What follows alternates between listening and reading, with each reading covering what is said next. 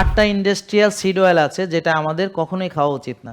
এই তেল আপনারা খাইতেছেন টাকা দিয়ে কিনে, যেটা আপনার মাথায় AK-47 ধইরা বলে যে তোরে মাইরে ফেলামু, গুলি করে দিমু, তাও আপনার খাওয়া উচিত না। কেন খাওয়া উচিত নয় দেখেন, আমার এই কথাগুলো মিথ্যা কিনা। বাচ্চাদেরকে আপনারা খাওয়াচ্ছেন কি, এটা পিএইচ হচ্ছে 2.5, মানে ভেরি অ্যাসিডিক একটা জিনিস। আসসালামু আলাইকুম রহমতুল্লাহ, সবাই ভালো আছেন? আলহামদুলিল্লাহ। আল্লাহর দরবারে আমরা লাখো কোটি শুকরিয়া আদায় করি আলহামদুলিল্লাহ, যে তিনি আমাদেরকে সৃষ্টি করেছেন, পৃথিবীতে পাঠিয়েছেন এবং তিনি আমাদেরকে জ্ঞান দান করেছেন এবং আশরাফুল মাখলুকাত মানুষ হিসেবে আমাদেরকে তিনি সবচেয়ে বেশি মর্যাদা দিয়েছেন। এবং এই যে মর্যাদা দিয়েছেন এবং এটার মূল কারণ হচ্ছে জ্ঞানের ভিত্তিতে। তা আমরা আজকে স্বাস্থ্য জ্ঞান নিয়ে কিছু আলাপ করব, তা আপনারা মনোযোগ দিয়ে শুনবেন। দেখেন, বলেন যে একটা লোক সুস্থ, বলেন একটা লোক, তার কোনো রোগ নেই, বলেন সবাই বলেন সে সুস্থ, সবাই বলেন বলেন সুস্থ, কোনো রোগ নেই। তাহলে হুমায়ের কত? 1। বলেন কোষ ভালো, কোষে কোনো ওভারলোড নেই, টক্সিসিটি নাই, ইনফ্লামেশন নাই, সে সুস্থ। তাহলে আমরা সবাই একসময় সুস্থ ছিলাম, যেমন 20 বছর আগে আমাদের হাফেজ সাহেব উনি সুস্থ ছিলেন, ঠিক। এই বোন 4 দিন আগেও সুস্থ ছিলেন, নাকি ঠিক না? মানে এখন রোগ হয় কবে, এটা আমাদের খুব জানা দরকার। যেমন ধরেন একটা লোকের ডায়াবেটিস কবে হয়, তো ধরেন বোন আপনার বয়স কত, বরিশাল থেকে এসেছেন, বসে কথা বলেন, দাঁড়াতে হবে না, 40। তাহলে 40 ইয়ার্স বয়সে এসে ওনার ডায়াবেটিস ধরা পড়েছে, ঠিক 4 দিন আগে ধরা পড়েছে। এখন আপনারা কি মনে করেন, ডায়াবেটিস কি এই 4 দিন আগেই হয়েছে নাকি আরও আগে থেকেই ওনার শরীরে এই ডায়াবেটিসটা হচ্ছে? কতদিন আগে থেকে ওনার ভিতরে এই রোগটা তৈরি হচ্ছে বলে আপনি মনে করেন? ইয়েস, কে বলল? হ্যাঁ, থ্যাংক ইউ। 10 থেকে 15 বছর ধরে তার শরীরের ভিতরে এই রোগটা ধীরে ধীরে তৈরি হচ্ছে, বুঝতে পারছেন? এখন এইটা বোঝার কি কোনো উপায় আছে? ধরেন আমি সুগার টেস্ট করে দেখলাম আমার সুগার নর্মাল, তাহলে যাদের এখন সুগার নর্মাল তারা হাত তোলেন, যাদের ডায়াবেটিস নাই তারা হাত তোলেন। যাদের ডায়াবেটিস নাই দেখেন, তা আপনারা ভাবছেন যে আপনি এখনও কোনো রুগী না, ঠিক। কিন্তু এখন যদি আপনার হোমায়ার যদি 2 এর বেশি থাকে বা ইনসুলিন যদি 4, 5 বা 6 এর বেশি থাকে, তাহলে আমরা বুঝবো আপনার ভেতরে অলরেডি ডায়াবেটিস তৈরি হচ্ছে। আপনি এই ব্যাপারে জানেন না, জানার কোনো কারণও নাই, বোঝার কোনো কারণও নাই। এটা খুব ভালো করে বুঝবেন, দরকার আমি 100 বার একই কথা বলবো, কিন্তু এই কথাটা বোঝা খুব জরুরি। তাহলে সহজ কথা হলো, আমরা রুগী হই, যখন রুগী হই তার অনেক আগে থেকেই রুগী হওয়ার যে প্রক্রিয়া আমার শরীরের ভিতরে শুরু হয়ে যায়। এখন সেটা যদি আমি ডিটেক্ট করতে পারি তাহলে সেটাকে বলে আর্লি ডিটেকশন। কি বলে? Early detection. তাহলে আমি যদি আর্লি ডিটেকশন করি তাহলে আমি আর্লি ইন্টারভেনশন নিতে পারবো। Do you know what is intervention? করণীয় করা। যেমন ধরেন আমি জানলাম যে আমার কোষে ওভারলোড হয়েছে, আমি তখন রোজা রাখলাম, এটা হলো ইন্টারভেনশন। আমি তখন ব্যায়াম করলাম, ইন্টারভেনশন। কয়েকদিন ভাত, রুটি, ফল, দুধ, চিনি জাতীয় খাবার অ্যাভয়েড করলাম, this is called intervention. Do understand? কিছু একটা করা, করণীয় করা। তাহলে আর্লি ডিটেকশন। ডিটেকশন মানে কি? নির্ণয় করা। ডিটেকশন মানে কি? সো আমরা যদি ইনসুলিন রেজিস্ট্যান্সকে আর্লি ডিটেক্ট করতে পারি, তাহলে ডায়াবেটিস হওয়ারও 10-15 বছর আগেই আমি কি করব, ডায়াবেটিস হওয়ার আগেই আমরা ইনসুলিন রেজিস্ট্যান্সকে কি করব, ডিটেক্ট করব এবং ইনসুলিন রেজিস্ট্যান্স আমার কি শেষ করে দিব। কিভাবে শেষ করব? আমি রোজা রেখে, ব্যায়াম করে, আমি ভালো ঘুমিয়ে, ডিসিপ্লিন মেনে, আমার ইনসুলিন রেজিস্ট্যান্স এখন আর নাই, তো আমার আর ডায়াবেটিস হওয়ার কোনো সুযোগ নাই, সম্ভাবনা নাই, হবে না, হতে পারে না। তাহলে এটাকে বলে হচ্ছে আর্লি ডিটেকশন, এটাকে বলে prevention. Do you know what is prevention? Prevention মানে হচ্ছে রোগ প্রতিরোধ করা।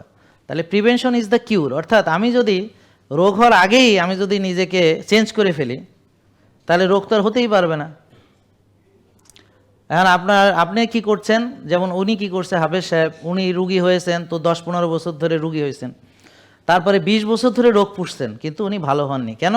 কারণ উনি ওনার খাবার তালিকা থেকে চিনি জাতীয় খাবার বাদ দেননি, সয়াবিন তেল হয়তো বুঝেননি, বাদ দেননি এরকম, আর বাইরে হয়তো দেশে বিদেশে ছিলেন, অনেক রকম খাওয়া হয়েছে, দাওয়াত টাওয়াত খাওয়া হয়েছে, তো এই বিষয়টা উনি হয়তো বোঝেননি, বা ওভাবে হয়তো আলেম মানুষ, ব্যায়াম হয়তো ওভাবে করা হয়নি, বুঝতে পারছেন? অনেক সময় সৌদিতে সবাই রাত জাগে, উনি জানি না রাতে ঘুমাইছেন কিনা। সৌদি দেখছি সবাই, আমি একটা গেছি সৌদিতে, এখন আমি গেলেই তো স্যার একটা প্রোগ্রাম করে দেন, তো দিব, ঠিক আছে, টাকা তো আর লাগবে না, দেন প্রোগ্রাম করি। কয় যে স্যার 11টা-12টার পরে, আমি কই সরি, ওই সময় এরা অনেক আগে আমি ঘুমাই, বুঝেননি কথা? তো সৌদিতে যদি কেউ প্রোগ্রাম করে বাংলাদেশ থেকে, যে সবাই রাত 12টা 1টা 11টা 12টার পরে প্রোগ্রাম করে, কারণ ওখানে সবাই ফ্রি হয় ওই সময়, তারপর ওরা সারা রাত আর ঘুমায় টুমায় না, এরকম আর কি। হ্যাঁ, আর সৌদিতে এমনিও মানুষ রাতে ঘুমায় না, রাতেই সব মার্কেট টার্কেট সব, বিশেষ করে যখন প্রচণ্ড গরম পড়ে দিনে সবাই ঘুমায়, আর সারা রাত ওরা জেগে থাকে সব। হ্যাঁ, 1:30টার আগে ঘুমানো যায় না, তাহলে উনি ঠিকই আছেন, 1:30টার আগে ঘুমানো যায় না। অথচ প্রিয় নবী হজরত মোহাম্মদ সাল্লাল্লাহু আলাইহি সাল্লাম উনি এই মক্কাতে ছিলেন এবং তিনি ছিলেন মদিনাতেও, এবং তিনি সবসময় এশার পরে ঘুমাইতেন নাকি, যুদ্ধ বিগ্রহ ছাড়া নর্মাল দিনগুলোতে হুজুর এশার পরে ঘুমাইতেন। হ্যাঁ, তাহলে আমরা যদি এশার পরে না ঘুমাই, আমরা যদি রাত জাগি, টেনশন করি, যদি নষ্ট খাবার খাই, আর যদি কায়িক শ্রম না করি, তাহলে আমাদের এই ইনসুলিন রেজিস্ট্যান্স হয়, বুঝলেন নাকি? এখন আপনার ইনসুলিন রেজিস্ট্যান্স হয়েছে আপনি জানেনই না, তখন কি হবে, এটা আস্তে আস্তে আস্তে আস্তে আস্তে আস্তে ডায়াবেটিস হবে। এটা ধরেন একটা ছোট গাছ, এটা হলো বড় গাছ, হ্যাঁ, রোগের গাছ। এই ডায়াবেটিসটা হবে, এটা হলো গাছের একটা শাখা, ঠিক আছে নাকি? বুঝছেন কিনা দেখেন। তো প্রথমে দেখেন আমি সুস্থ থাকি, কোনো রোগ থাকে না, তারপর ছোট্ট একটু গাছ জন্ম নেয়, এটা হলো রোগ বৃক্ষ। এটা কি বৃক্ষ? রোগ বৃক্ষ। তার ইনসুলিন রেজিস্ট্যান্স হচ্ছে একটি চারা গাছ, মাত্র নতুন হয়েছে। তো এটাকে আপনি যদি লালন পালন করে বড় বানান, মানে কিভাবে লালন পালন করতে হবে? বেশি খেতে হবে, বলেন বেশি খেতে হবে, সয়াবিন তেল খেতে হবে, সাদা ভাত খেতে হবে, সাদা রুটি খেতে হবে, দাওয়াত খেতে হবে, বুফে খেতে হবে, এবং বলতে হবে আমি খুব খেতে ভালোবাসি। হ্যাঁ, তো জম্মের খাওয়া খাবেন। তারপরে ব্যায়াম করা যাবে না, কারণ আমার টাকা পয়সা আছে, আমি কেন ব্যায়াম করব? আমি তো রহিমার মা, করিমার মা, সকিনার মা আছে, ওরা আমার সংসার চালাবে, আমি টাকা ইনকাম করব, আর আমি খালি খাবো। আর হচ্ছে আমার কাজ যেগুলো ব্রেনের কাজ, যেমন একজন শিক্ষক তিনি ব্রেনের কাজ করেন, ডাক্তার ব্রেনের কাজ করে, আর কামলারা শরীর খাটায় কাজ করে, শরীর খাটায় উপার্জন করে হচ্ছে কামলারা। তা আমলারা হচ্ছে ব্রেন খাটায়, টাকা কামায়, খায় আর জমায়। তো ডায়াবেটিস আমলাদের হয়, কামলাদের হয় না। হ্যাঁ, তাহলে ইনসুলিন রেজিস্ট্যান্স আমরা যদি মানে ধরেন যত্ন নিতে চাই, যে আমি এখন আমার ইনসুলিন রেজিস্ট্যান্স, আমার এখন ডায়াবেটিস হতে হবে, কি করণীয়? করণীয় হলো আপনি রাত জাগবেন, টেনশন করবেন, বেশি বেশি করে খাবেন, বারবার খাবেন, দাওয়াত খাবেন, আনন্দ ফুর্তি করবেন, মোটা গদা হবেন। হ্যাঁ, আস্তে আস্তে ওজন বাড়বে, শরীর ভারী হবে, ফ্যাটি লিভার হবে, এভাবে সুন্দরভাবে আপনার এটা আস্তে আস্তে রোগ হবে। ঠিক আছে, বোঝা গেল? তাহলে আপনারা শিখলেন কিভাবে একটা সুস্থ লোককে রোগী বানাইতে হয়। হ্যাঁ, একটা সুস্থ লোককে রোগী বানাইতে হলে বেশি করে খাওয়াইতে হবে, সে যেন ব্যায়াম না করে, সে যেন অলসতা বিলাসিতা করে, সে যেন রাত জাগে টেনশন করে, দুশ্চিন্তা করে, আর নিজের দিকে যেন সময় না নেয়, মানে নিজেকে যেন যত্ন না করে। সে হয়তো টাকা পয়সা ইনকাম করছে, সংসার সামলাচ্ছে, চাকরি বাকরি করছে, ব্যবসা বাণিজ্য করছে, এইগুলো নিয়ে সে ব্যস্ত থাকবে। তো ঠিক আছে, দেখেন বোঝা যায়, বোন বুঝতে পারছেন আমার কথা? তাহলে একটা সুস্থ লোক কিভাবে রোগী হয়েছে বুঝছেন? এখন রোগী হওয়ার পরও যদি সে নিজেকে পরিবর্তন না করে, তাহলে রোগ তো জীবনে ভালো হবে না। কি হবে? না আমি না, আপনাকে না, ওনাকে জিজ্ঞেস করতেছে। ধরেন আপনি রোগী হয়েছেন, হওয়ার পরও আগের মতোই খান, আগের মতোই ঘুমান, আগের মতোই রাত জাগেন, আগের মতোই টেনশন করেন, আগের মতোই হয়তো ব্যায়াম করেন না, তাহলে কি হবে? কি ভালো হবেন? না। তাহলে ওষুধ কি আপনারে ভালো বানাইতে পারবে? তাহলে আমরা যে ওষুধ খাচ্ছি, তা এখন দীর্ঘদিন ওষুধ খাইলে সেই ওষুধের কোনো পার্শ্ব প্রতিক্রিয়া আছে কি? আছে। তাহলে এই যে আমরা ক্ষতিগ্রস্ত হচ্ছি, তার কারণ হলো আমরা রোগের আসল কারণ সেটা দূর না করে আমরা ওষুধ খাচ্ছি। বোঝা গেল? এখন ডায়াবেটিস রোগী যখন ডাক্তার দেখাতে যায়, তখন ডাক্তাররা তাকে একটা বই দেন। আপনারা কি এটা জানেন? কে কে জানে দেখি হাত তোলেন তো। এই বইটা চেনেন? কে কে চেনেন একটু হাত তোলেন। এটা কি? ডায়াবেটিসের বই। হ্যাঁ, তো এটা হলো ডায়াবেটিস পোষার জন্য এরকম একটা বই দরকার, যে আমার ডায়াবেটিস হয়েছে, আমি সারা জীবন পুষতে চাই। তো ডাক্তার বলে এরকম একটা বই আপনাকে ফলো করলে আপনি সারা জীবন ডায়াবেটিস পুষতে পারবেন ইনশাআল্লাহ। ঠিক আছে, বুঝতে পারছেন? তা এখন ডায়াবেটিস রোগীকে এই বইটা কেন দেওয়া হয়? ওর যেন জীবনে কোনোদিন ডায়াবেটিস ভালো না হয়। কিভাবে? প্রমাণ কি দেখেন, রক্তের চিনি বেড়ে গেছে। ডায়াবেটিস রোগী মানে কি? রক্তের চিনি বেড়ে গেছে, তাকে 6 বেলা চিনি খাওয়ানো হচ্ছে। তো সকালে খাওয়ানো হচ্ছে রুটি, তো চিনি সুগার বাড়তেছে। আমার কথা বুঝতে পারছেন? ডাল, রুটি ডাল, আবার আপনার একটু পরে 11টা বাজে আবার হচ্ছে সে মুড়ি বিস্কুট খই খাচ্ছে বই অনুযায়ী। আর দুধ চা খাচ্ছে, বইয়ে লেখা নেই, কিন্তু রুগীরা দুধ চাও খায় সাথে, সেটা আলাদা। তারপরে দুপুরে আবার ভাত ডাল মাছ মাংস খাচ্ছে, বইয়ে লেখা আছে। বিকেলে আবার নাস্তা করছে, হ্যাঁ, আবার সুগার বাড়ছে। আর রাতে ঘুমানোর আবার রাতে খাচ্ছে রুটি ডাল ইত্যাদি, ঘুমানোর আগে খাচ্ছে দুধ। তা বলেন দুধ চিনি, বলেন সবাই বলেন, চিনি চেনেন আপনারা? চিনি মানে কি? ভাত মানে কি? রুটি, রুটি চিনি, মুড়ি চিনি, ভাত চিনি, ডাল চিনি, ফল চিনি, রুটি চিনি, দুধ চিনি। তাহলে 6 বেলা চিনি খাওয়াচ্ছে রুগীকে, যেমন বলছে যে এরকম 6 বেলা চিনি খাবেন। আর ওষুধ ইনসুলিন দিয়ে চিনি ওই কোষে ঢুকাচ্ছে যেই কোষে ওভারলোড হওয়ার ফলে ডায়াবেটিস হয়েছে, নাকি বোঝেন নাই কথা? আবার দেখেন, এই যে দেখেন, বলেন ডায়াবেটিস, বলেন কোষে জায়গা নাই, চর্বি জমছে, তো রক্তের চিনি কোষে ঢুকতে পারছে না, তো রক্তের চিনি বাড়ছে, এটার নাম ডায়াবেটিস। বুঝেন নাই কথা? তাহলে প্রথমে লোকটা সুস্থ ছিল, পরে আস্তে আস্তে চর্বি জমছে, ইনসুলিন রেজিস্ট্যান্স হয়েছে, তখনও ডায়াবেটিস হয় না। আরও 10-15 বছর পর ডায়াবেটিস হয়েছে। এখন ডায়াবেটিস হওয়ার পর সে ডাক্তার দেখাইতে গেছে, ডাক্তার বলছে 6 বেলা চিনি খাবেন আর এই ওষুধ দিয়ে কন্ট্রোল করবেন। এবং এই যে বোন ওষুধ দিয়ে কন্ট্রোল করে, মহা খুশি, আমি ওষুধ দিয়ে কন্ট্রোল করি। তাহলে ওষুধ দিয়ে কন্ট্রোল করে রক্তের চিনি যাবে কোথায়? কোষে। তা কোষে আগে থেকেই তো ওভারলোড আছে, তা এইভাবে তার রোগ ভালো হবে নাকি রোগ বাড়তে থাকবে? তো এইভাবে ডায়াবেটিস, ফ্যাটি লিভার, প্রেশার এইভাবে বাড়তে থাকবে। তারপর একদিন স্ট্রোক করবে, একদিন প্যারালাইসিস হবে, একদিন ক্যান্সার হবে, এইভাবে আস্তে আস্তে সে শেষ, নাকি বোঝা গেল? তাহলে ওষুধ দিয়ে কি তার উপকার হচ্ছে না ক্ষতি হচ্ছে? আর রোগের মূল কারণ দূর না করে রুগীটাকে রুগী হিসেবে পোষার জন্যে তাকে 6 বেলা চিনি খাওয়ানো হচ্ছে। কিন্তু বলা হচ্ছে চিনি খাবেন না, কিন্তু ভাত চিনি, রুটি চিনি, ফল চিনি, দুধ চিনি, এটা তো আপনারা এখন চেনেন। তাহলে এখন যদি আপনাকে বলে যে আপনি চিনি খাবেন না, এবং আপনাকে আবার যদি ডাক্তার এরকম একটা বই দেয়, তখন আপনি বলবেন যে স্যার আপনি তো চিনি খাইতে নিষেধ করলেন, তাহলে এই যে ভাত রুটি ফল দুধ এই যে 6 বেলা চিনি খাইতে দিলেন, আবার আপনিই চিনি খাইতে নিষেধ করলেন, আমার চিনি 12, আপনি করলেন আরও 6 বেলা চিনি খাও, তো এটার মানে কি? এখন এবার বুঝছেন যে আমার পিছনে কেন লাগছে বোন? এবার বুঝতে পারছেন? কারণ এই কাজটা তারা করতেছে, এবং করে আমরা এই যে যত ডায়াবেটিসের ডাক্তার আছে, এন্ডোক্রাইনোলজিস্ট আছে, বার্ডেম আছে, তাদের একটা রুগী ভালো হয়েছে, ওষুধ মুক্ত হয়েছে এরকম ক্লেম করতে পারবে না। কারণ 6 বেলা চিনি খেয়ে কখনো ডায়াবেটিস ভালো হবে না। তাহলে ডায়াবেটিস ভালো করতে হলে কি করতে হবে? কোষ খালি করতে হবে। তাহলে কোষ যদি খালি করতে হয়, তাহলে আমাকে চিনি কমায় খাইতে হবে। কেন খাইতে হবে সেটার একটা কারণ আছে। কারণ হচ্ছে আমার তো চিনি বেশি, তা আমি কি চিনি বেশি খাবো না? আচ্ছা, তা এখন চিনি বেশি, ইনসুলিনও বেশি, কারণ আমার তো অতিরিক্ত চিনি ঢুকাইতে অতিরিক্ত ইনসুলিন লাগছে। বুঝেন নাই কথা? তাহলে দেখেন ইনসুলিন কি করে? লাইপোজেনেসিস মানে চর্বি জমায়, আর ইনসুলিন ইনহিবিট করে, বাধা দেয় লাইপোলাইসিস। হ্যাঁ, এটা একেবারে আমাদের ছোটোবেলার নলেজ, হ্যাঁ, ফার্স্ট ইয়ারে সেকেন্ড ইয়ার এগুলো শিখাইছে। তাহলে ইনসুলিনের কাছে একটা সুইচ আছে, এইটা আমাদের বইয়ে ছবি দেওয়া আছে যে ইনসুলিন ফ্যাট বার্ন হতে বাধা দেয় এবং ইনসুলিন চর্বি জমায়।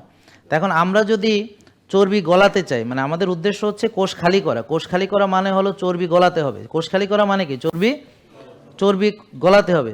তাহলে ইনসুলিন বেশি থাকলে তো চর্বি গলাতে পারবো না, পারবো কি? তাহলে বলেন ভাত রুটি ফল দুধ চিনি জাতীয় যা আছে, এরা ইনসুলিনকে ইনভাইট করে। বলেন যে ইনসুলিন রক্তের চিনি কোষে ঢুকায়, বুঝলেন?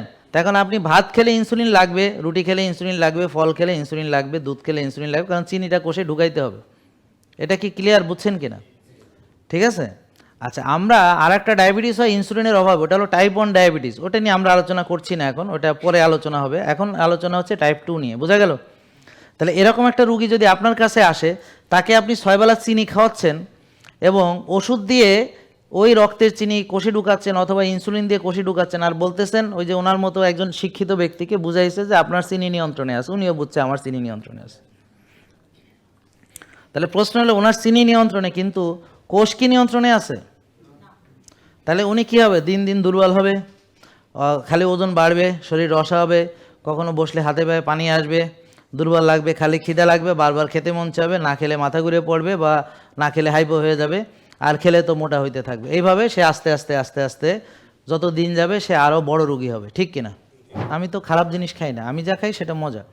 আমার রেস্টুরেন্টে একবেলা খেয়ে দেখেন, সবাই বলেছে খুব ভালো মজা। তাহলে আমি যদি ভালো খাবার খেয়ে মজাই পাই তাহলে আমি নষ্ট খেতে যাব কেন?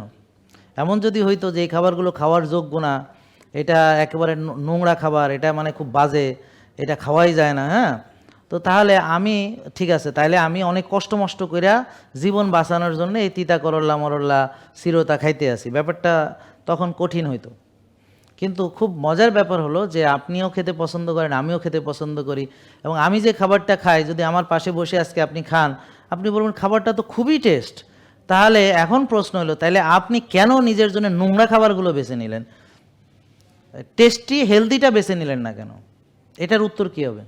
আপনি খাইতে পছন্দ করেন, ঠিক আছে, তা আপনি ভালোটা খান, আপনি নষ্টটা খাচ্ছেন কেন? তার কি উত্তর হবে? কথা বুঝেন নাই? আপনি যদি ভালো একটা সুস্বাদু খাবার খেয়ে পেটটা ভরে যায় তখন তো আপনার নিশ্চয়ই অন্য খাবার খেতে মন চাইবে না। আর আপনি যদি কিছুই না খান তাহলে তো ক্ষুধার্ত থাকবেন, আপনার তো এটা খেতে মন চাইবে, ওটা খেতে মন চাইবে, নাকি? বোঝা গেল? তাহলে এখন আপনি সুস্বাদু খাবার খেলেন, খেয়ে মজাও পেলেন, পেটও ভরলো, ভালোও লাগলো, তো সেটা ভালো না নাকি? তাহলে যদি এমন হতো যে তৈব খাবার খাওয়াই যায় না, একেবারে খাইলেই বমি আসে, একেবারে গন্ধ শুকলে মনে হয় এখনই বমি করে দেই, হ্যাঁ, এটা এমন বিস্বাদ মনে হয় জাকুম ফল খাইতেছি, কথা বুঝতে পারছেন? তাহলে ঠিক আছে, এটা একটা চ্যালেঞ্জিং ছিল যে হ্যাঁ এটা তো করা সম্ভব না। কিন্তু এখন পর্যন্ত যারা আমাদের লাইফস্টাইল ফলো করেছে সবাই বরং কি বলতেছে যে এখন খেয়ে আমার আরও বেশি মজা লাগে, আরও বেশি আমি খাই, আরও ভালো খাই। কি বোন, আসেন এদিকে আসেন, আপনি বলেন। ও যেহেতু মাথায় এত নাড়তেছে, আপনিও আসেন, আপনার কি, আপনি কি ভিডিও করবেন তো করেন? হ্যাঁ জি, হ্যাঁ বোন এদিকে আসেন, আপনি ভাইয়াকেও জায়গা দেন, হ্যাঁ একটু কাছে আসেন, হ্যাঁ বলেন, হ্যাঁ একটু কাছে নিয়ে বলেন। জি, হ্যাঁ, আমার নাম মারিয়াম ইসলাম। আমি 2019 সাল থেকে স্যারকে ফলো করছি। তো রিসেন্ট কিছু ইয়ার জন্য আমার হুমায়ার মানে একটু বেড়ে গেছে, 3 পয়েন্ট আসছে। তো স্যারের যে খাবারগুলো কিছু অনিয়মের জন্য, এটা কিছু অনিয়মের জন্য হতেই পারে আমাদের। তো আমি আমাদের বাসায় স্যারের ব্ল্যাক রাইস থেকে শুরু করে প্রত্যেকটা প্রোডাক্ট বাসায় খাওয়া হয়, কিনোয়া থেকে শুরু করে বাকুইটের রুটি। তো মানে আমাদের বাচ্চাগুলো পর্যন্ত বলে যে মানে আমার হাজব্যান্ডও মানে এত টেস্ট করে আমরা খাবার খাই যে মানে আমরা যখন রেস্টুরেন্টে যেমন চাইনিজ খাইলে যেমন একটা টেস্ট লাগতো, মানে খুব মানে এনজয় করে খাবারটা খাই, যে আমরা খাবার খাচ্ছি এবং ওষুধের মধ্যে যে ভালো একটা মানে বডিতে যে পজিটিভ একটা কিছু আমরা ঢুকাচ্ছি, এরকম মনে হয় যে না ওষুধ যে খুব বেনিফিটটা বোঝা যায় এই আর কি। খাবারগুলো মানে আমরা বোঝাচ্ছি যে ফুড ইজ মেডিসিন, মানে এই খাবারটা আমাকে হিলিং করবে, আমার রিপেয়ার করবে, আমাকে এনার্জি দিবে, বডি সেন্স করতে পারে, বডি স্মার্ট, সে সেন্স করে যে এই খাবারটা খুব ভালো খাচ্ছ তুমি, ও মানে আপনাকে উৎসাহ দিবে, এই তুমি খুব ভালো খাবার খাচ্ছ, মানে সে ভিতর থেকে মানে পিঠটা চাপড়ায় দেবে, এই তুমি খুব ভালো হ্যাঁ খাচ্ছ, হ্যাঁ আপনি বুঝতে পারবেন। কিন্তু যারা রুগী ওরা যখন খায় না তখন ওদের সিরিয়াস ক্রেভিংস হয়, আমি ওল্লা না খেয়ে মাথা ঘুরে পড়ে যাব, আবার খাওয়ার পরে তার এত খারাপ লাগে, আরো দুর্বল লাগে। শুধু খাবার ঢুকানোর সময় মজা লাগে, কিন্তু খাওয়ার আগেও ভাল লাগে না, খাওয়ার পরেও ভাল লাগে না, বুঝছেন কত না? তাহলে কিন্তু যারা আমরা রিয়েল ফুড খাই তো অনেকক্ষণ না খেয়ে আসি, বডি ক্ষুধার্ত, খাবার চাচ্ছে, আমি খাবার দিচ্ছি, খাবার দেওয়ার সময় বডি বলতেছে এই তুমি খুব ভালো খাচ্ছ, তুমি রাইট চয়েস, তারপরে খাওয়ার পরেও অনেক আনন্দ লাগছে এবং এই আনন্দটা অনেকক্ষণ থাকছে, অর্থাৎ আমার অনেকক্ষণ ক্ষুধাও লাগছে না, আমি এনার্জেটিক থাকছি, আমি অনেকক্ষণ ধরে চলতে পারতেছি, বুঝতে পারছেন? পিসিওএস এবং ইডি ইনসুলিন রেজিস্ট্যান্স থেকে হয়।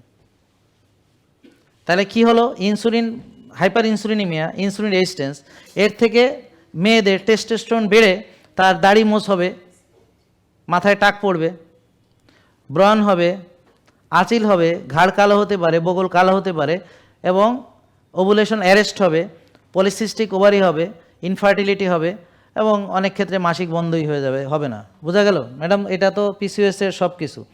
এবং এই যে হরমোনটা ঠিক করার জন্যে আমাকে অবশ্যই ইনসুলিন কমাতে হবে, হোমায়ার একে আনতে হবে, ভিটামিন ডি 90-100 বানাতে হবে।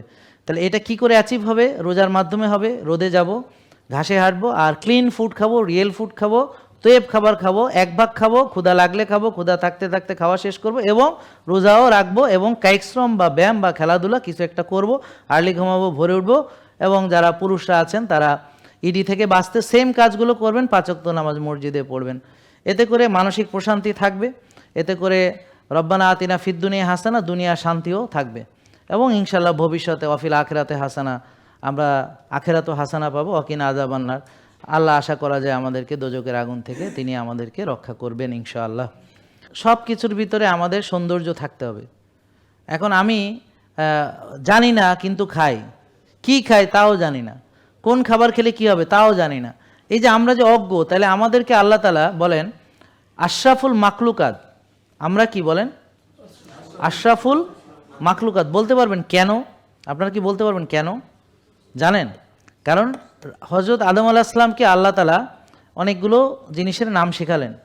ফেরেশতাদেরকে বললেন তোমরা এগুলো বলো তো কি? তো ফেরেশতারা বলল যে আল্লাহ তুমি হচ্ছ মহাপবিত্র, তো তুমি যা জানো আমরা তো আর তা জানি না। তখন আদম আলাইহিস সালামকে বললেন এই বলো তো এগুলো কি? তিনি সবগুলো নাম বলে দিলেন। তখন তিনি বললেন ফেরেশতাদেরকে যে তোমরা সবাই আদমকে সিজদা করো। তো সব ফেরেশতার সাথে সাথে আদমকে সিজদা করলো, ইবলিস ছাড়া।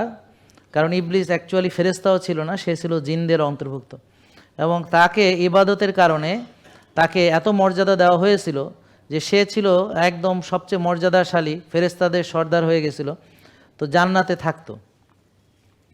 এখন আশরাফুল মাকলুকাত যখন আদম আলাইহিস সালামকে আল্লাহ তাআলা বললেন যে ইবলিসের উপরে শ্রেষ্ঠত্ব দিলেন, ফেরেশতাদের উপরে শ্রেষ্ঠত্ব দিলেন, এবং কিসের কারণে দিলেন? জ্ঞানের কারণে। বলেন কিসের কারণে?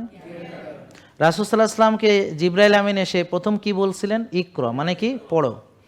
পড়ার সঙ্গে কিসের সম্পর্ক? জ্ঞান অর্জনের সম্পর্ক। তাহলে আশরাফুল মাকলুকাত কি করবে? পড়বে এবং জ্ঞান অর্জন করবে। তা আপনি খাইতেছেন জ্ঞান ছাড়া, বুঝেন না কথা? তাহলে আপনার জীবনের প্রতিটা কাজ জ্ঞান ছাড়া করতেছেন, আপনি মানুষকে জ্ঞান শিখাইতেছেন, আর নিজের জীবনের চলাফেরায় কোনো জ্ঞানের প্রতিফলন বাস্তব জীবনে নাই। তা হবে? তো এখন কি মনে হয় কিভাবে হবে? তা আমি এই জন্যে ওই যে ম্যাডাম যেটা বললেন যে আমরা মানুষকে অ্যাওয়ার করছি, এটাকে বলে হেলথ এডুকেশন, যে মানুষকে স্বাস্থ্য সচেতনতার জন্যে তাকে খাবার, এখন আমার থেকে আপনার শেখার দরকার নেই। তা আপনি চ্যাট জিপিটি আছে, তারপর আরও কী কী আছে না, তা আপনি দেখেন যে নন ইনফ্লামেটরি বা ইনফ্লামেটরি খাবার কাকে বলে, প্রসেসড আল্ট্রা প্রসেসড ফুড কী ক্ষতি করে, তারপর হচ্ছে জেনেটিক্যালি মডিফাইড খাবার, কেমিক্যাল পেস্টিসাইড ফার্টিলাইজার দিয়ে উৎপাদিত এবং ফাইবার ফেলে দিয়ে, যেটাকে একেবারে সাদা চাল সাদা আটা, তারপরে গ্লুটেন কি, গ্লুটেনের উপকারিতা না অপকারিতা কী কী আছে, তারপরে ক্যাসিন কাকে বলে, অ্যাক্রিলামাইড কাকে বলে, রিপিটেড হিটে যে আমরা অ্যাক্রিলামাইড খাচ্ছি। আর ওই যে ওকে বলছিলাম একটু সয়াবিন তেল নিয়ে দুটো কথা একটু দেখো, আমি তোমাকে বলি, যদিও আমি এগুলোর মুখস্থ আছে, তারপরেও তোমার জন্য একটু, ওই ছেলেটা আছে, হ্যাঁ দেখো ইন্ডাস্ট্রিয়াল যে অয়েলগুলো আছে, টোটাল 8টা ইন্ডাস্ট্রিয়াল সিড অয়েল আছে, যেটা আমাদের কখনোই খাওয়া উচিত না। তার ভিতরে আমরা সয়াবিন খাই, আর হচ্ছে রাইস ব্রান খাই, আর হচ্ছে তোমার সানফ্লাওয়ার খাই, এই, আর বাকিগুলো আমাদের দেশে অতটা জনপ্রিয় না, নাকি? ঠিক আছে, তাহলে মোট তেল হলো কয়টা? ক্যানোলা, কটন সিড, স্যাফলার অয়েল, হ্যাঁ, grapeseed oil, rice bran, sunflower, corn oil, soybean oil. তাহলে এই 8টা ইন্ডাস্ট্রিয়াল অয়েল, এগুলো আমাদের খাওয়া উচিত নয়। এখন আমি বলে দিলাম আর এমনি হয়ে গেল আন্দাজে? না, তো হবে না। তাহলে কেন খাওয়া উচিত নয়? দেখেন আমার এই কথাগুলো মিথ্যা কিনা। এটা হলো হেক্সেন দ্বারা এক্সট্র্যাক্ট করা হয়। এই হেক্সেন, এটা হচ্ছে ইনফ্লামেবল লিকুইড। এই যে অকটেন, ডিজেল, হ্যাঁ, পেট্রোল, এইটা হলো পেট্রোলিয়াম জাতীয়, হেক্সেন একই গ্রুপের। সো এটা হচ্ছে, এটা দিয়ে কি করা হয়? এক্সট্র্যাকশন করা হয়, সয়াবিনকে এক্সট্র্যাক্ট করা হয় যেন বেশি তেল আমরা পাই, নাকি? বোঝা গেল? তাহলে এটা গোড়ায় গলদ।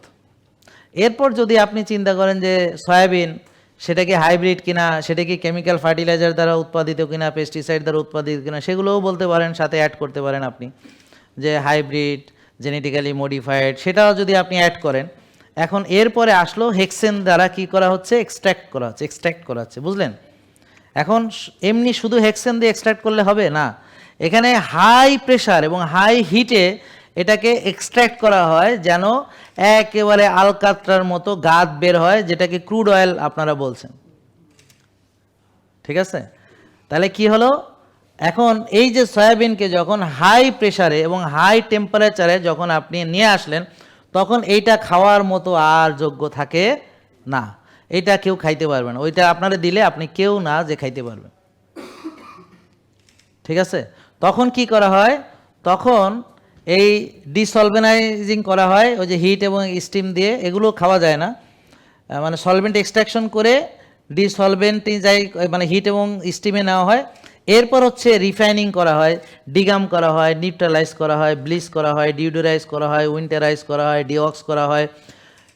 এখন এই তেল আপনারা খাইতেছেন টাকা দিয়ে কিনে, যেটা আপনার মাথায় AK-47 ধইরা বলে যে তোরে মারিয়ে ফেলামো, গুলি করে দিমু, তাও আপনার খাওয়া উচিত না। সেখানে আপনারা নিজের টাকা দিয়ে কিনে নিজে এবং নিজের সন্তান, নিজের ওই যে স্ত্রী, হ্যাঁ, সবাই মিলে বলে খায়, এবং সে নাকি একটা সুস্থ লোক, সে নাকি শিক্ষিত, সে নাকি মানে সুস্থ জ্ঞানের অধিকারী, সে খাচ্ছে। তার মানে এই আশরাফুল মাকলুকাত, হ্যাঁ, সে নলেজ ছাড়া সে খাইতেছে, নলেজ নেই।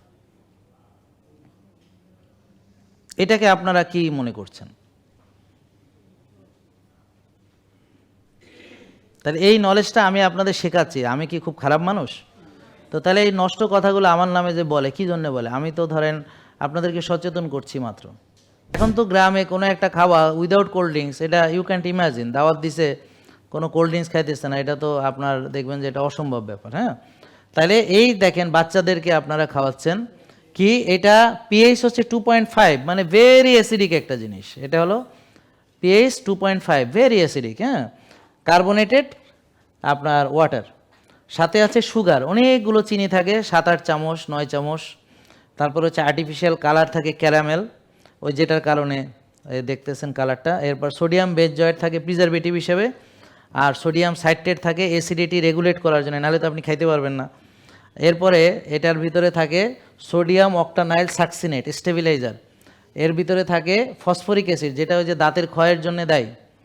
তো এখন এই ডায়েট কোকে আবার থাকে আর্টিফিশিয়াল চিনি, মানে এমনি সুগারের বদলে, সেটা হচ্ছে গাট ব্যাকটেরিয়া নষ্ট করে, প্রদাহ তৈরি করে। সো সব মিলে soft drinks is not soft, actually এটা ওবেসিটি, ডিএম, হাইপারটেনশন, ডেন্টাল কেরিয়েশন থেকে শুরু করে আরও 60-70টা রোগের মূল কারণ হলো এইটা। তো এখন আপনার জীবনে যদি এটা থাকে এবং আপনি যদি এটা ভালোবাসেন, তাহলে বুঝতে হবে যে আপনার ব্রেন দিয়ে আপনি চলেন না, আপনি আর আশরাফুল মাকলুকাত নেই, আপনার জ্ঞানের ভিত্তিতে আপনি খান না, আপনি আশরাফুল মাকলুকাত নেই, আপনি নিকৃষ্ট হয়েছেন। এই কারণে আপনার অনেকগুলো রোগ, কারণ আপনি মানুষ হিসেবে উৎকৃষ্ট না, নিকৃষ্ট মানুষ, রুগী। তাহলে আপনি যদি দেখেন একটা লোক সুস্বাস্থ্যের অধিকারী এবং শক্তি, এনার্জি, স্ট্রেংথ সব ভালো, তাহলে আমরা কি বলবো? মানুষ হিসেবে খুব উৎকৃষ্ট, ভালো এবং সুস্থ, নাকি? তার স্বাস্থ্য ভালো। আর একজন 5-7টা ওষুধ খায়, বা ওনার মতো যারা হাঁটতে পারে না, মাজায় বেল্ট আছে, মানে কুজা হইতে পারে না, নামাজ পড়তে পারে না, তাহলে সে কি স্বাস্থ্য তার কি উৎকৃষ্ট নাকি নিকৃষ্ট? নিকৃষ্ট। তাহলে নিকৃষ্ট খেয়ে মানুষ কি হবে? নিকৃষ্ট হবে। তো যে নিজেকে নিকৃষ্ট বানাতে চায়, সে নিকৃষ্ট খাবার খাবে, তার বাচ্চাদেরকে নিকৃষ্ট খাবার খাওয়াবে, নিজে খাবে সয়াবিন তেলে রান্না করে, এবং সে বলবে কি আমি এটা ভালোবাসি। এবং মজার ব্যাপার হচ্ছে এই যে নিকৃষ্ট খাবারগুলো খেলে যেটা সবচেয়ে বড় সমস্যা, যে এই যে হাইপারটনিক সলিউশন, এই যে অল সফট ড্রিঙ্কস, আমি বিদেশিগুলোর ছবি দিচ্ছি, নাহলে দেশের আবার ওরা আবার এসে আমার পিছনে আরও ইয়া করবে, শয়তানি তো সারাক্ষণই করে, আবার নতুন করে শুরু করবে আর কি। হ্যাঁ, তো এখন এটা হলো যত খাও তৃষ্ণা মেটে না, বিকজ যারা মেডিকেল সায়েন্সের বা যারা একটু সায়েন্স পড়ছে জানে যে হাইপারটনিক সলিউশন শরীর থেকে পানি উল্টা টানে। সো এই জন্য ওরা আবার একটা ট্যাগলাইন ব্যবহার করে যে যত খাও তৃষ্ণা মেটে না। তো এটা তৃষ্ণা মেটবে না, আপনি যতই খান তৃষ্ণা মেটবে না। ইউ আর অলওয়েজ থার্স্টি, আপনি সবসময় থার্স্টি থাকবেন, যত খান আপনি তত থার্স্টি হবেন। ক্লিয়ার? আর এই যে processed food, ultra processed food যেগুলো আমরা খাচ্ছি, এই 10তলা বার্গার, তো এগুলা আপনি এমটি ক্যালোরি, মানে এখানে devoid of fibre, devoid of nutrition. So যত খাও ক্ষুধা মেটে না। তো এই জন্য আপনি জম্মের খাওয়া খাইতেছেন এবং সারাদিন খাইতেছেন, এবং আপনি বলতেছেন আপনি খাইতে ভালোবাসেন, বিকজ আপনি এমন খাবার খান যেটাতে না আছে পুষ্টি, না আছে ফাইবার।